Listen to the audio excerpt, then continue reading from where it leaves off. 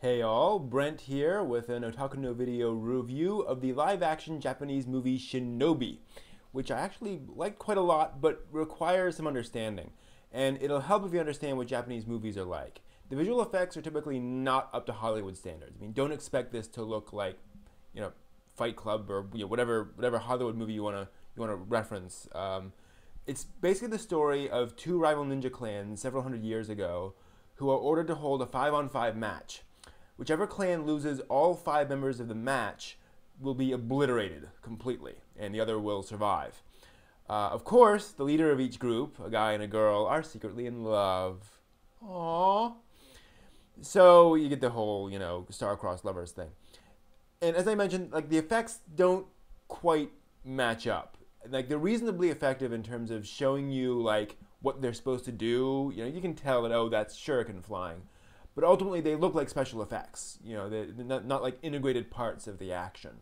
But like I said, at least it works. In terms of direction and cinematography, you got to give it full marks here. It looks like Crouching Tiger, Hidden Dragon or Hero. I mean, beautiful, beautiful cinematography, mostly outside. A lot of attention made to just make this look pretty, at least on a shot-by-shot movie. And it looks like a big-budget movie, at least on that scale. As to the characters, they're basically Naruto characters. Not as in, there's Gaara, but like, they could all be from Hidden Leaf Village. I mean, they're serious and deadly and have some specific attack power thing. So the big question about that is, do the powers make sense, and are they used consistently? It's not just, it shouldn't be just sort of like random abilities and they pull weird stuff out of their back pocket. Fortunately, yes. As far as like fantasy style powers, they are consistent and make sense. I mean, these people can leap 50 feet while dodging shuriken, but each person has a specific expertise, which is established and used consistently all throughout the movie. And the action is fun. I mean, you get to see different people fighting in different ways. Some of the characters actually don't have like big offensive or big defensive things, but just weird things that they're able to do. So that works, and you get quite a few fun action sequences that way. When it comes to the actors, I have a confession.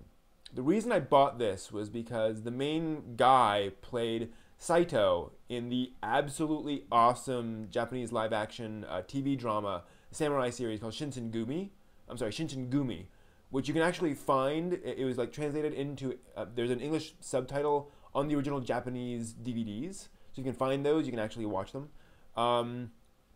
And so he played Saito, as in like Kenshin Saito. And the girl is played by Ayumi Hamasaki, who's one of the biggest pop idols in Japan and has been for years. And they were both pretty perfect for their roles. I mean, the main guy was kind of brooding and serious, which is very appropriate for that actor. And Ayumi managed quite a wide range of emotional, beats. In fact, she has some character development. Not unlike Michelle Yeoh's character in Crouching Tiger. I mean, it's a defined character, but there's quite a lot of emotion she goes through. And the rest of the cast fills out the movie nicely. Now, there were mostly action heroes as opposed to acting heroes, but I mean, no serious complaints. It worked. The story is clear, straightforward, easy to follow, and it moves along at a nice, quick pace. Admirably so. It's a ninja flick. I mean, this should not be some incredibly complicated, intricate, hard-to-follow sort of story. And as I mentioned, there's also some very nice character development here, and it's handled deliberately and deftly. I mean, you see these things happen, and you see these certain characters react to this thing, and you believe that journey, which is very important. And that journey is a tragic one. I mean, think Romeo and Juliet, and no, that's not a clue as to who lives or who dies. Just it's that kind of a story.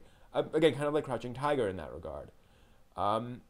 Overall, I mean, if you can get past the special effects, and if you're watching a live-action Japanese movie, you really should, you'll find a well-constructed story, fun characters, and a conclusion that definitely finishes the movie very effectively. And no, that's not a clue as to who lives and who dies. So that's my opinion. If you ever stumble across Shinobi, I hope this helps.